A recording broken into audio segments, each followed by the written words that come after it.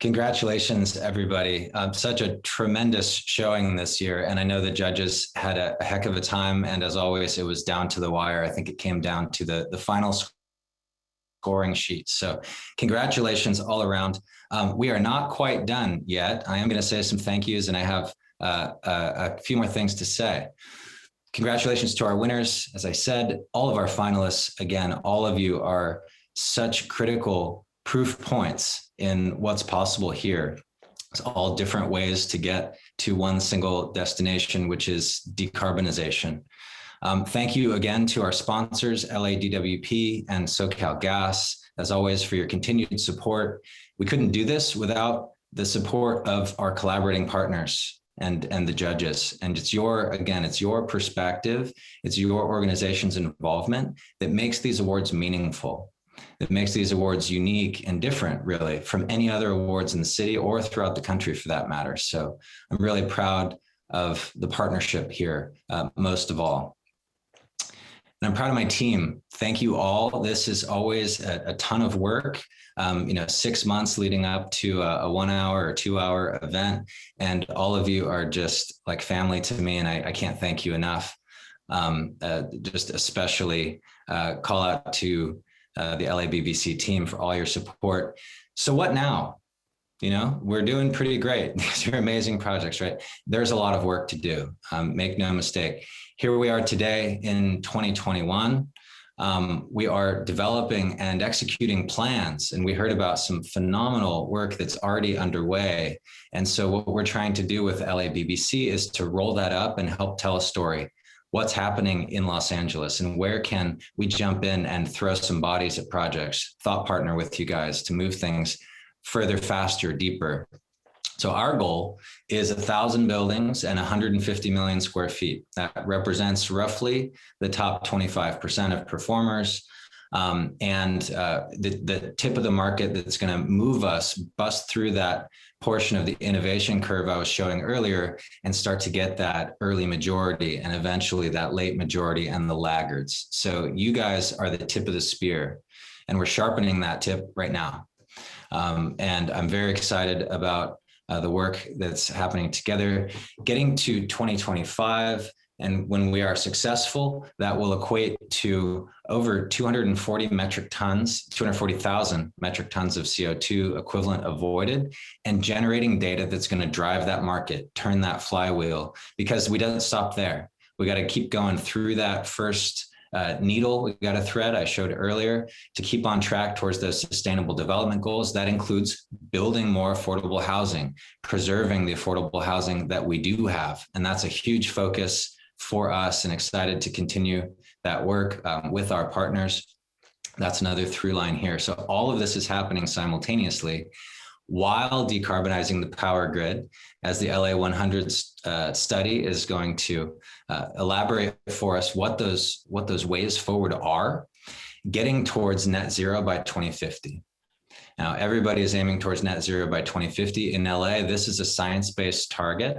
A lot of work has gone into this by folks to pull this all onto the same page. So this is not going to be easy, but hopefully we can all read the sign. It's time. We have the technology, we have the expertise, we have the capital. There's no more excuses. We can do this, but no company, no sector, no country, no city can do it alone. It's going to take radical collaboration. And that's why I'm so excited about this new partnership that Maria alluded to earlier and that Lauren alluded to earlier. We're calling it the Low Carbon Leaders pilot under the LA 100 banner, where we're working to coordinate resources from LADWP and SoCal Gas, incentives, technical assistance from NREL and DOE to leverage the expertise from labs and the different offices within the department to access technology demonstration opportunities. I'll be sitting on the down select committee for the GSA's Green Proving Ground, which is a technology vetting platform for the federal government, bringing those ideas, bringing that knowledge, that R&D from the federal level down here so that we can benefit from it at the local level and put it into practice. They will also provide remote technical assistance to augment what we're providing here with the boots on the ground and the city involved to provide that feedback loop that's so important to inform smart policy that will help bring up the bottom. All of you on the line today are the leaders, but we can't get there with just your efforts. We have to bring everybody along with us, or we won't get where we're trying to go. So I'm very excited about this partnership. Applications are open. We announced this in our February webinar. For those of you that saw, we opened the applications March 1st. They're open until a week from today. And a lot of the folks that are involved in today's program have already submitted interest forms. I'm super excited to see that. Hope we'll see even more by next week. We will select the participants in April ahead of a May full launch, as Maria mentioned, at the Better Building Summit, which is a national virtual event, which will be in May. And between now and then, starting to mobilize resources to support these projects. And so I want to bring us to a conclusion here. We've talked a lot about iconic landscapes, opportunities here in LA. And they say, think global, act local. And in LA, that really means something. LA is a global brand. What we do here matters globally. People are watching. So all of this work is not happening in a vacuum. And to state the obvious, we're all sitting on the same planet. What may be a little less obvious is just how thin this little band of atmosphere is wrapped around the planet. We exist in a very fragile, very special balance with nature and with climate and with the planet. We're fortunate. We've lived in this stable environment for over 10,000 years since the last ice age, where temperatures haven't varied plus or minus 2 degrees. We're pushing it. We're pushing it, the planet's ability to continue to absorb that.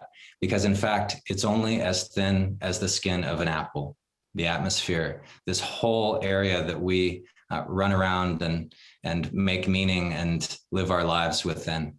And so we have entered the age of the Anthropocene.